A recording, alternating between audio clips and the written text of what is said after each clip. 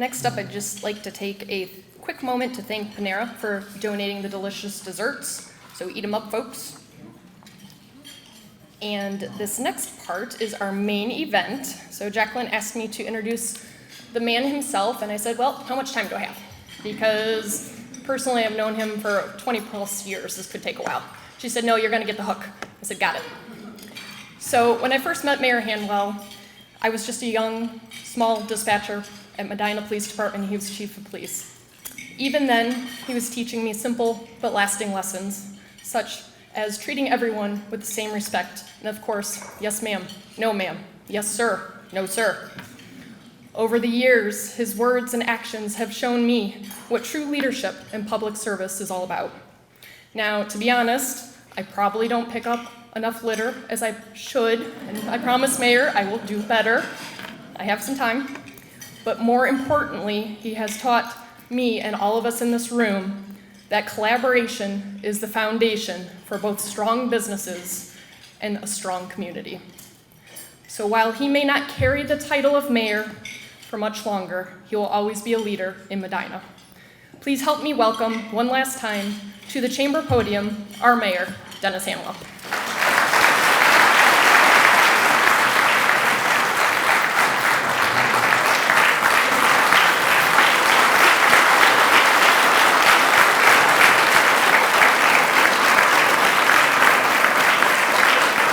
Thank you. Thank you. Don't make this harder than it is.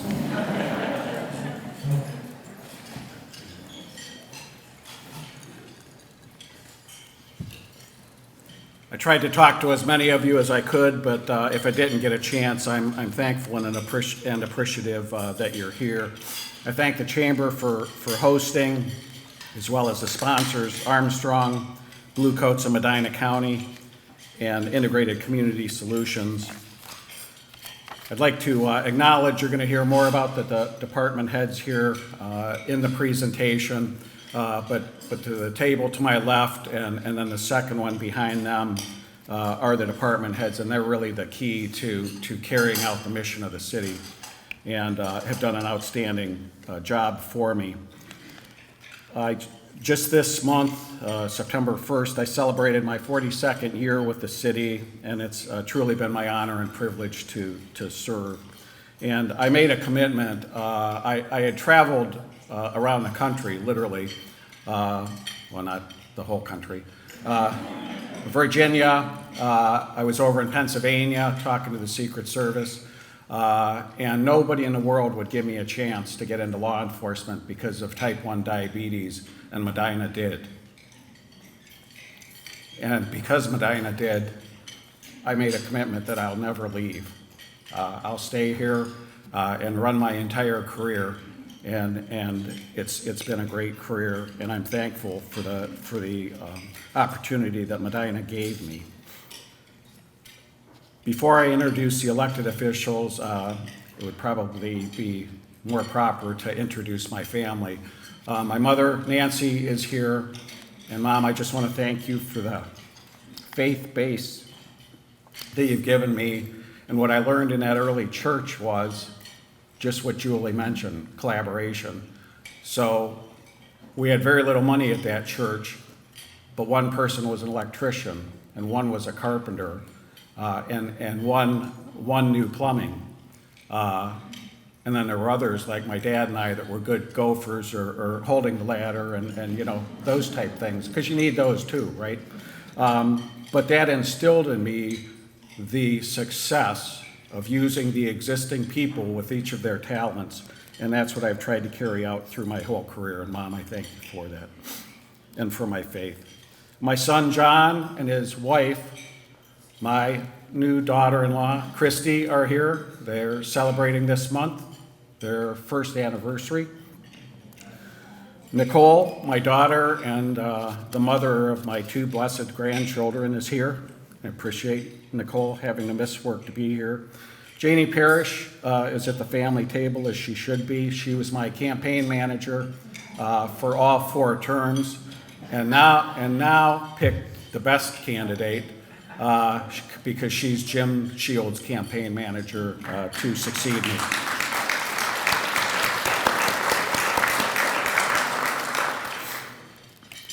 And I forgot one year to mention my wife, Chris. That's not a good thing. Don Simmons, never let me forget that. He was at the table next to her, the poor guy. And Chris as well, never let me forget it. But Chris has been such a rock for me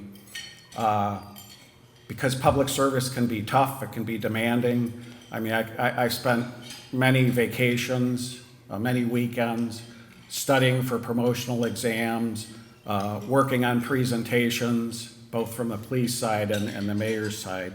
And both of my children, John and Christy and Chris, have endured and suffered a great deal throughout my career. And Chris, I appreciate all that you've done and all of your tolerance.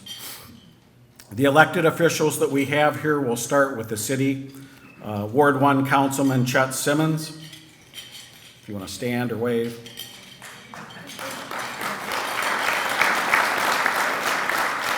At-large Councilman Paul Rose.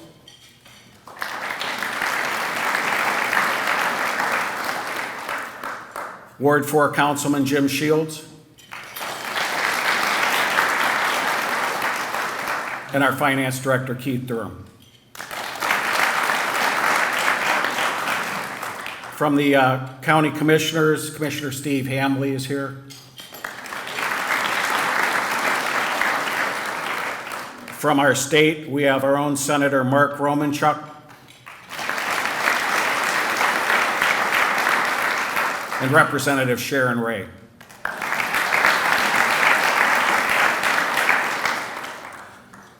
Also within Medina County, we have Julie McNabb, who you just heard from. She's on the Westfield Center Village Council. Julie.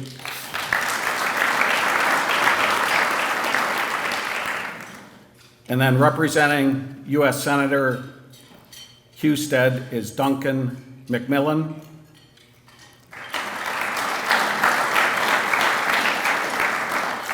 Representing Congressman Miller in their office right here next to the 1969 courthouse is Ray Paletta.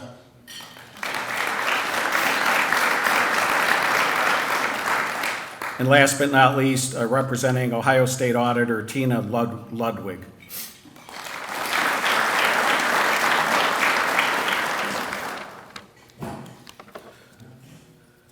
So with the council, everything I'm going to talk about today, all of these things are a work in progress and a collaboration and a togetherness between the city council and the administration. Obviously, the administration can't do things without the funding of the council and the cooperation of the council. The other thing that I want to mention is that although this is the 2025 State of the City, which is generally the year before, this is kind of a culmination of 16 years while I was in office. So you'll notice some of the things may be dated just a little bit. And then I also wanted to mention Miles and Jared for the wonderful work they do here on our State of the City. So the first topic we're going to address is different projects in the city in the past 16 years. So the Morning Rotary was able to get a piece of steel from the Twin Towers in New York, and we looked at location after location after location to try to find the best place for it. And after a bunch fell through, we were able to secure the property and create a park adjacent to the Medina Fire Station. There's no better place for it. Next, you'll see the changing station. This is from the Board of Developmental Disabilities. We looked at trying to put one in the public restrooms, but just didn't have the space for it. The advantage of this is we can bring it to every single event we have on the square, and those that are committed to wheelchairs or other mobility devices that can't use the regular restroom can still enjoy the event. And you may wonder, because I'm a wondering guy, you may wonder how many people would get the benefit of that. This past Art in the Park, we had 33 different individuals with disabilities use that. That was 8 children, 8 seniors, and 17 adults. that tells me it's good to have it there because those people couldn't be there otherwise. The Bicentennial Commons, we created a park there. We called it Bicentennial Park. Murray Van Epp is in the audience here. They donated that fountain to beautify the park. By calling it a park, those that aren't familiar with municipal work, then that opens up state dollars that we can use for improvements and enhancements. So we have the fountain there. We have public restrooms that are permanent instead of porta-johns like when I started, and it's been a great investment for the city, as well as a bicentennial bench in the corner there. Next is the dog park. We moved it over to Mellert Park. The reason for that is we had about 20,000 square feet in two different areas at Memorial Park, but it was kind of in a low, depressed area. And that was hard to keep the grass up, hard to keep it in good shape. Here we have 33,000 in three different areas, 33,000 square feet, three different areas. And it's being very well used there. We expanded the parking lot. We have a splash pad there. So families can come, there's a pavilion, families can come and enjoy not only the dog park, but the entire park. Next is going to be the Miracle League field. You see a photo of it there. So they approached the Stevenson and Lincoln Foundations because that little brown square you see, if it's hard to appreciate because it's not really an infield, the infield was turfed but not the outfield, which meant anybody in a wheelchair or a mobility unit was unable to play the outfield, which just didn't seem right to the Miracle League. So the foundations paid to turf the outfield and also paid for the home run fence. And what a great community asset that is, again, to make those with those challenges feel as much a part of the community as everyone else. Next is the RC Raceway that we have over at Reagan Park. And when I was in high school, you know how the counselors would talk to you about different career opportunities and that. Nobody told me that you could be a professional remote race car driver. They also didn't tell me you could be a professional frisbee golf thrower too. But yet people from Medina, because of both of these amenities, are professionals in each of those. I probably wouldn't have done well in either of them.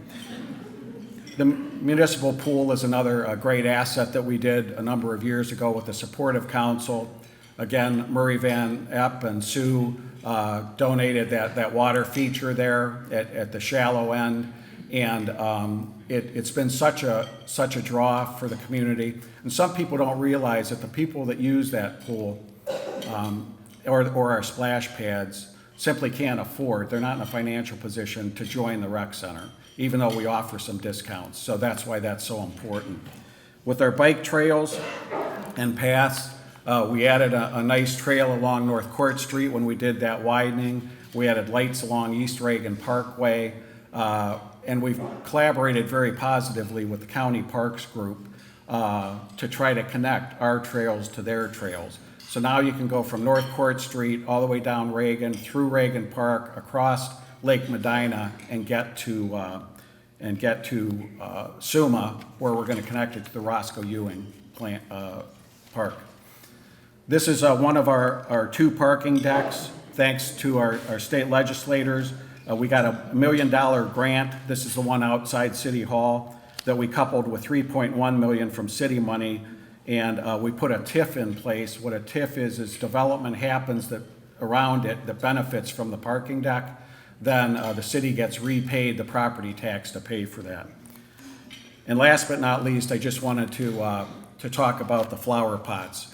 Jansen Worley is a great person for plants, for trees, horticulture, and we were looking for something instead of planting flowers in the sidewalks like we used to do, because the sidewalk gets too hot and they don't survive.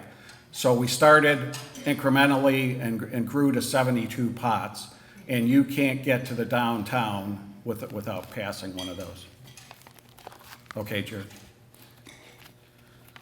Next is promoting our local business, serving our community. Flip 2 pages. And we're just so thankful for the staff. They make us proud every day. So when I first took over as mayor, we were closing offices during the lunch period and some offices at 4 o'clock, although City Hall was open to 5. And that didn't sit very well with me. So we talked and strategized the only way you can keep them open the whole time, because people still have to take lunch or people are off sick or on vacations, is to cross-train everybody, keep those offices open the entire time City Hall is open.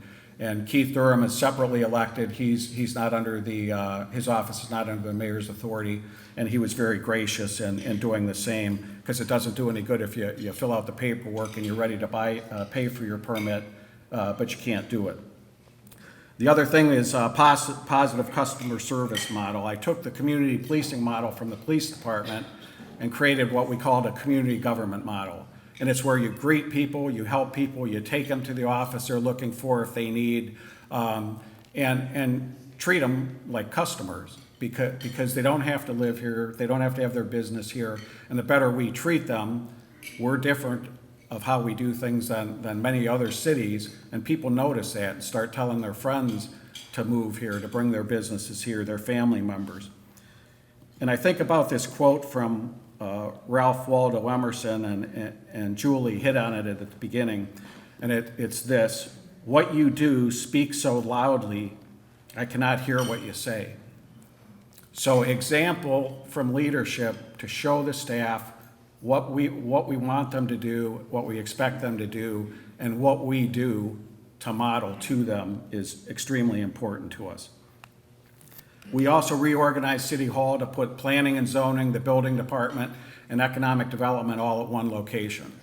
That's ideal for a new business coming in and not having to bounce like a pinball that I saw when I first took over. Then Dan was gracious enough to work with his staff, Dan Gladish, our building official, to issue next day permits and same day permits. And the reason I'll tell you how that happened, because I don't just sit at home and think about these things. How that happened was I saw a mother come in early June to fill a permit out to get a pool, and her kids are in their swimsuits. Well, okay. Well, at that time, we had 30 days to review that permit. So now in my mind, I'm thinking, okay, she gets her approval in 30 days. She calls Mr. Pool Contractor. He can get her in 2.5 months from now. That pool might get erected this summer, but those kids are never going to get in it. There's got to be a better way. So Dan was gracious enough. We do same day permits. If it's something we have to go out on the property and look at, it's next day permits. And we're turning permits over, which is keeping the contractors busier, which is investing in our community, which is raising the taxes, and everybody benefits from it. And the whole goal is to find solutions versus obstacles. Okay, Jared. Next is promoting our local businesses. That picture you see there is a drone shot of the groundbreaking of the new Acme that opened just a couple weeks ago down on South Court Street there.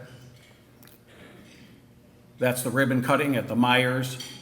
And we do our ribbon cuttings with the Main Street Medina, the Chamber, our state representatives, our county elected officials, because we want to show the business that we're appreciative, and we bring a whole entourage because it's important to them to know it's not just the city support, it's the county support, it's the state support, and that we're here to help them no matter what happens. And we're proud of that.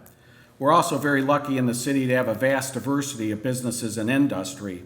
Some cities have like a steel plant or an auto plant, and that closes and it devastates the city because that's a good preponderance of their taxes. Here we have such diversity that we're not affected by individual closures. We don't like to see it, but we're not affected by it. So the Myers, when they opened, they issued 5 checks to various nonprofits. Cups Cafe, our fire department, Feeding Medina County. We have the Foundry Social and indoor karting that's been drawing a lot of people, outside people, to our community. Not only do they come there, then they may leave and go to dinner or stop and get fuel or stop and get a sandwich. So the entire community benefits from that. We'll see Ravago here shortly in the photos once the ribbon cuttings are done. Ravago was looking for a place. They're at the corner of, this is the Foundry Social now. They're at the corner of Lake and Smith, and you'll see what looks like silos out there if you've ever been by it. It's 50 or 500,000 square feet under roof with another 5,000 roughed in. What they needed is a location where they could offload 40 to 45 rail cars at a time. So they have a whole rail yard adjacent to the plant, and as a result of that, they can manufacture and change the dynamics of the plastics. And then some goes out by truck and some goes out by rail. And that location was ideal for them. And we really had to parcel some different ones together. Ravago is Belgium owned. We have the Legacy Hotel and Convention Center, which you're seeing there. It's progressing very well. They're I think, on the fourth floor right now. And then they'll work on the penthouse unit. And that's going to be a great addition to our community, because now people, instead of coming for a wedding or people coming for our fall festival, they can literally come for 3 days and see the rest of the community, stop out at Root Candles, go over to the Foundry, see what all our community has to offer, eat at the different restaurants. Carlisle Brake and Friction, they were looking to close a plant in the United States, and it was either Texas, Medina, or Oklahoma. And after they met with Bethany and Kimberly and I, and we told them how we do things here in Medina, and they'd be best to keep the resources here, they closed Oklahoma, brought all those jobs to Medina, nearly doubled the size of the plant, and then they were so impressed once they worked their way through the processes with the plant expansion that they brought most of their management team from Northeast Ohio down to Medina as well. That management team alone was close to $5 million in payroll. So that just kind of shows how once you prove to people that you're doing what you're saying you're doing, it works out very well. We had a smaller company called Gabyak Trucking who they didn't come to the United States until 1999 from Ukraine. It's a logistics company that picks up product on the Pacific coast and then spreads it through the entire United States. The father came over, got a job as a truck driver. When his children got a little bit older, they started their own company, and now they're delivering product throughout the United States, but based out of Medina, Ohio. AI Root Candle, we have a 5th generation. And that's the McJack candy you're seeing there. And if I missed it, also Sandridge Foods. In my terms as mayor, they've had 3 different expansions, and they also have the 3rd generation, operating the plant. Okay, Jerry. So my whole goal in running the city operations is to try to find solutions for whatever obstacles there may be. So nobody in their wildest dreams could have imagined that one day you're going to get a note from the governor's office saying everything is closing down. Shut the doors, including municipal government. I mean, how do you serve the public when the public can't come in to see you? And Krista, our health commissioner, God bless her, her and I had a lot of difficult conversations because I was willing to do anything I had to do to get the public back into our building. But the first thing we did, the day after that memo came out that all the businesses had to close, because they still have to pay for their utilities and their rent and everything else, was we had a meeting in the basement of City Hall and said, we will work with you. We let them use the city logo and create ways to pick up the food at the curb to keep that revenue coming. actually, it was a blessing in disguise, because now that they're reopened, they can serve people inside and the carryout, because a lot of it hasn't gone away. This is some examples of having the meetings with social distancing, having to wear masks, doing them on Zoom. The advantage of that, again, talk about blessings out of something so tragic. This is the City Hall renovation where we raised the floor, lowered the ceiling, and added all new lights and an improved air movement system for the health and safety of our staff through funding from the federal government. But the advantage of those remote meetings is that now people can still watch those meetings remotely. Even though we're there like this, present, they can see it and they can send in a question. They can watch what their government is doing without having to come in for it. So it covers a broader base of people. Our vehicle maintenance department handles every piece of mechanical equipment in the city, from weed whackers to our fire trucks to everything in between.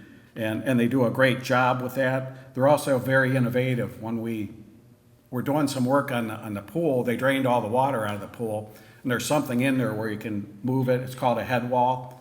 I didn't know what that was at first, so that's why I'm explaining it. But you can move it to create different lengths in the pool. Well, when you get the water out of there, it doesn't move, right? There's no way to move it. So they came up with a plan with rollers where we could lift it with a hoist, put a roller under each end on blocks and move it to do the conditioning. You wouldn't think that's related to video or vehicle maintenance, but it's the kind of way their minds work, and they helped us out immensely for that. It's also much more efficient for us to do those in-house. If we sent those same repairs out, it would cost us per hour 2 to 3 times the amount than we're doing it internally here. And each department pays for their own. This again is the municipal court. We're renovating, and we thank Commissioner Hambley and the other 2 commissioners for entering into a lease for us, which will take care of, we're hoping will take care of the municipal court needs for the next 50 years. And we had been looking for a solution for over 20 years. This way, we can still share the security entry point. We pay 20% because we have 1 judge. They pay 80% because they've got 4 judges. And same thing with the holding area where the prisoners come from the jail. They stay in the holding area until they're ready to bring them up to the court for the safety of everybody in the court. And again, 20%, 80% based on the number of judges. And that's very fair. It was a very fair lease, and it will nearly double the size of the municipal court. And then last but not least is some water line replacements. If you tried to go to Cool Beans over the last 2 months, I apologize. I know that was quite a disruption, but we're going to pave it in the next week or 2, and it'll be a brand new water line. The water line, by the way, was over 100 years old. It's a brand new water line, all new services, and where they tore the road up will be an all new road too. So I'm hoping that the disruption was worth the wait. So Julie mentioned collaborations, and that's been the key to my success, and I think the city's success. And I told you I learned that back from going to a small church up in Brunswick, how everybody working together can do things much more efficiently than a small group can. So we collaborate with the Friends of the Cemetery. Some of you may not know the name Amos Mears. Amos Mears in the 1950s built the entire industry on the west side of the city. And people say, why do you have your industry on the west side of the city and 71 is west of the city? Well, that's because 71 was built in the mid to late 70s. Versus the 50s when the industry was built. And you can't just switch them now, right? So Amos Mears worked with Simmons Brothers Construction to create all that industry on West Smith and Lake Road that you see there. His son, Edward Mears, had a large ranch down in Texas, and apparently a very successful and lucrative ranch, because he left a large endowment then to the Spring Grove Cemetery for the improvements that we do there. And we're still being blessed by that endowment. and the city and the Cemetery Commission partners very well on that. Medina County, I told you we collaborate on ribbon cuttings, the courthouse. We also lease the square from them. Main Street Medina is next. They've really been a blessing to the city. I challenge them. We want to do more events, and our prayers have been answered. It didn't help with traffic congestion, but it did help with creating a destination. And if you talk to any of the businesses in and around the square, when there's a vacancy, we have 6 or 7 people trying to get into that space. That's how desired the square in the historic district is, and it's because of the work of Main Street. Medina City Schools, a great deal due to Councilman Shields also being employed there.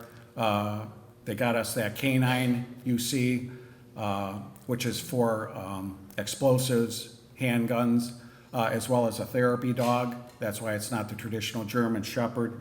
We also built our rec center when they were doing the high school expansion. They housed the Medina TV studio, where a lot of the programming and editing occurs. Our civil service office is shared with the school paying a portion, the city paying a portion. The other thing I'm big on is saving tax dollars, not just city tax dollars, but everybody's tax dollars.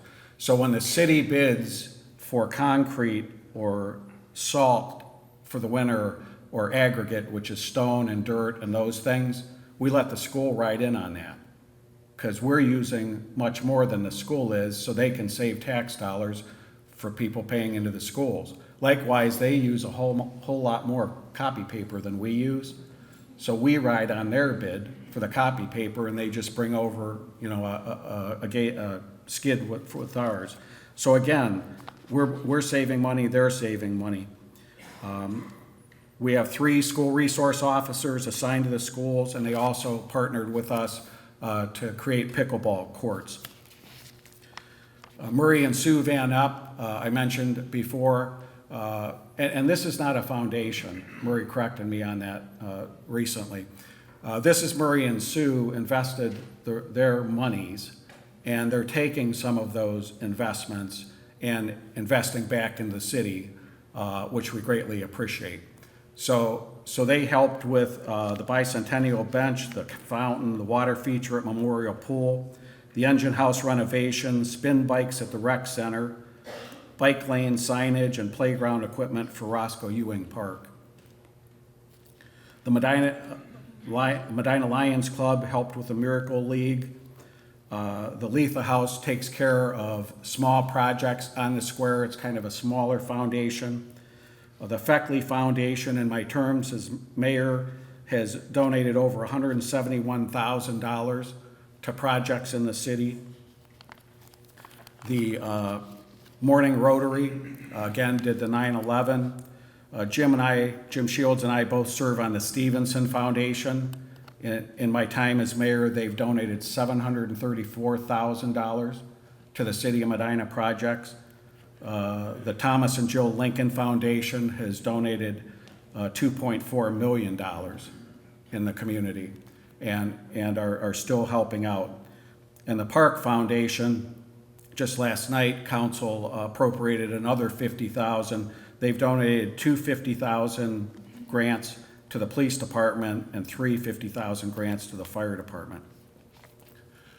Our churches, this is the National Day of Prayer events. Pastor Ruffin is here and has done a great job of getting the other pastors to collaborate. When I took over as mayor, each of the churches were kind of doing their own things in a silo. And we kind of preach collaboration. Let's work together. Let's have these events at different locations so those congregations can get to take part, and the congregations can see the other congregations and work together. And we have a great deal of events that our churches have day in and day out throughout the year, annual events. Ken Cleveland Foundation paid for all brand new equipment at the Ken Cleveland Park. And then last but not least, the Kiwanis. The Breakfast Kiwanis does the Jump Park landscaping and also hosts the Sports Hall of Fame. The Noon Kiwanis and again, Jim is responsible for this. They do a Christmas shopping program for children identified by the schools that wouldn't have a Christmas otherwise. And they identify those kids, they team them up with adults, and they take them on a shopping trip to have a Christmas that year. They do Arbor Day trees to third graders every year, and a 50th anniversary couples luncheon. Okay, Jer?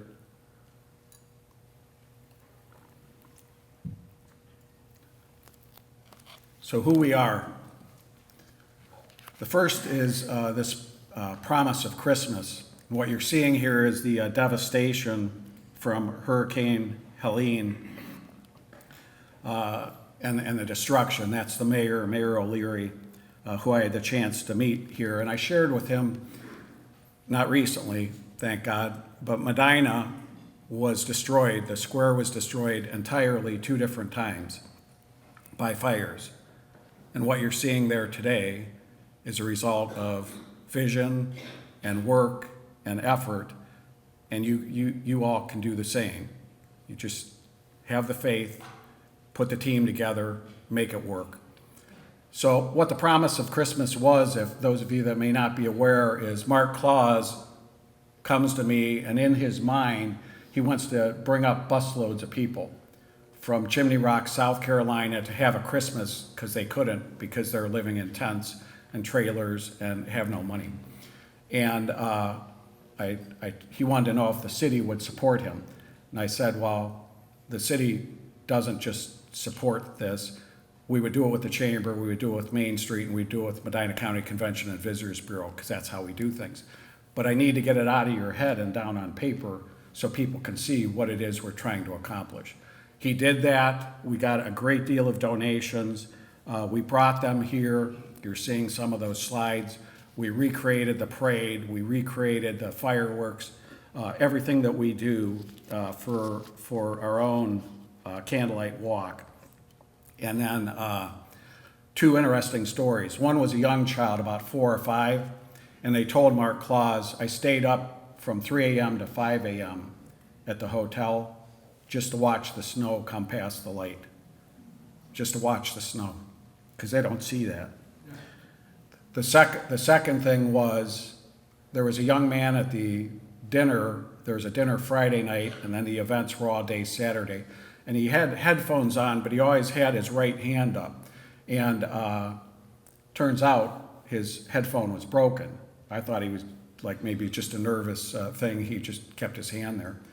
And at the culmination Saturday, they let everybody go through Castle Noel for free, go down the slide, take pictures of everybody, and they took them over the reception area, and they had bags lined up based on sex of the child and age of the child.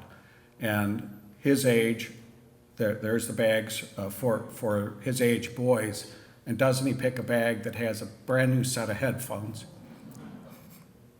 that he'd been looking at online and couldn't afford. That was the solar eclipse you saw there in April of 2024. We had several events, 3-day events. This is the Great Race, where they came from northeast of the country. Medina was one of their lunch stops. And at the culmination of the race, after they stop at all of these places, some for lunch, some for overnight, they then vote for what they thought the best places were to stay overnight or for lunch or whatever. And lo and behold, Medina was selected as the best lunch stop out of all the places that they stopped. This is on the square, July of 2020. It's a Miss Wheelchair USA. You can see obviously with that date and by the appearance of the young ladies, that was right in the midst of the COVID season. And they asked us if we would host this up on our square. And one of the young ladies, the far one on the right, you might be able to see it with your screen. My smaller one, I can't see it, but she was the one that won because she has the crown on her head there. Thanks again to Main Street. We have a robust farmers market each Saturday from May through October. And it's good for those that create things to sell at the farmers market, whether it's produce or or selling whatever the wares are. It's good for the businesses around there because obviously people are going to stop there. And it's also good just socially to interact with one another.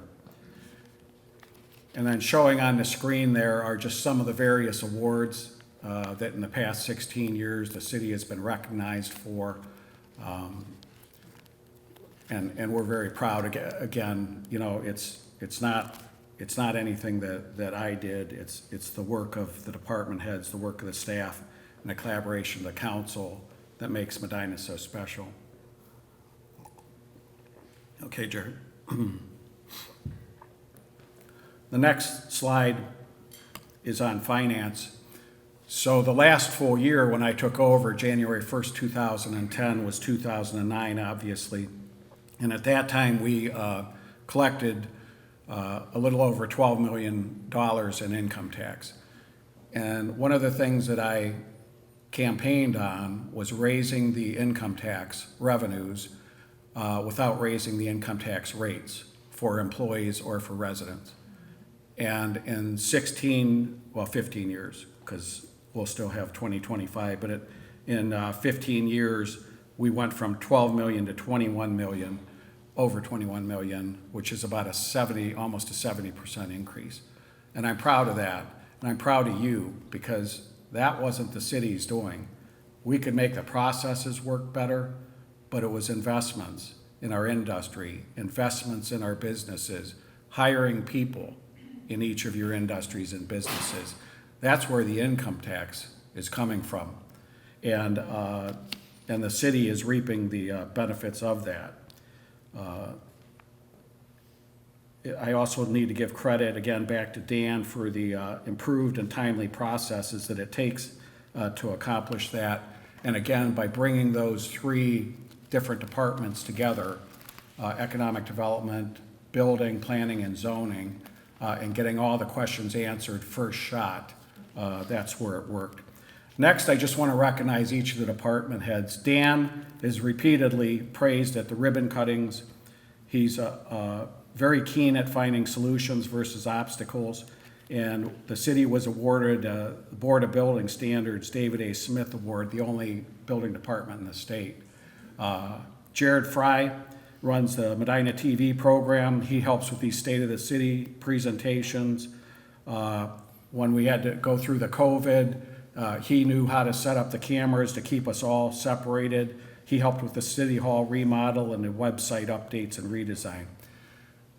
City Council, for our council members that are here, I told them this last night in an abbreviated presentation, none of this at all could be done without the collaboration between the council and the administration. People told me I wanted to have a diplomatic and supportive relationship, and they told me you can't do that. Well, I'm telling you, we're closing out 16 years, and it's worked just fine if you try. Economic development, Kimberly's applied for over $4.5 million grant in grants and job creation and new business attraction, and that's directly responsible for the income tax increases. Our engineer, Pat, has constructed 2 parking decks, oversaw the North Court widening and path, State Route 18 widening. He's replaced all the industrial roads on Smith and Lake, streets, water lines, water tower painting, and is now working on the courthouse project. Keith cooperated with me to keep the finance window open from 8 to 5, as I told you.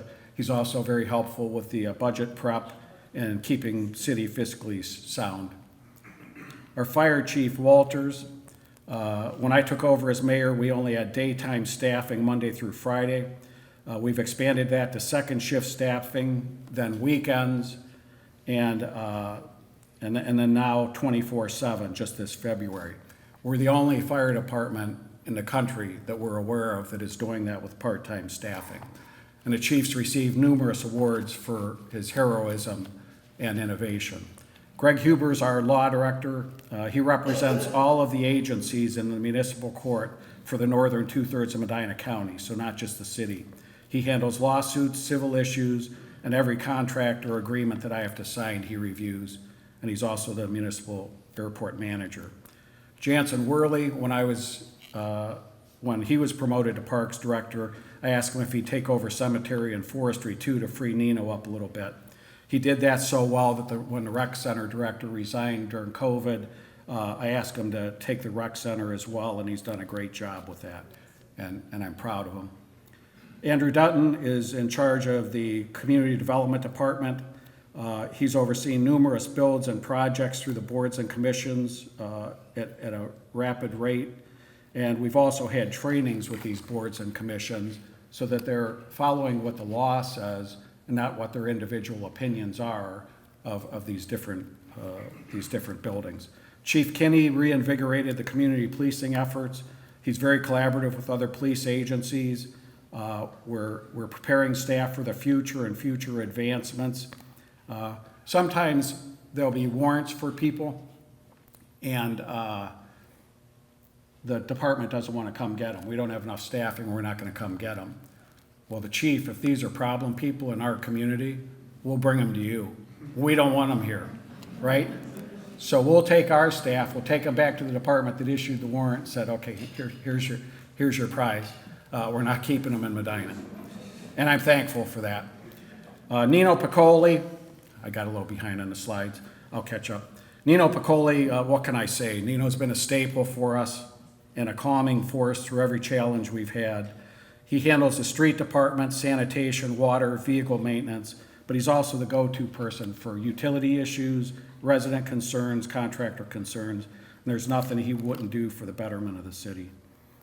Tracy, you saw our picture, she's here as well, is my administrative assistant. She took over after Sherry retired. She reorganized the entire office. I'm still trying to find things. But she helps me. But she's very keen, with the residents. And I shared this with Skip Sipos. Dawn was very good. Sherry was very good. Tracy is excellent. Because for some reason in the world, and maybe it's just my friendly nature, but people think that the mayor should get the call if the neighbor's dog is barking, or the ice cream truck's music is a little bit too loud, or the neighbor's radio is disturbing me. She's very good at directing them to the appropriate agencies, and otherwise I'd have to work about 36 hours a day.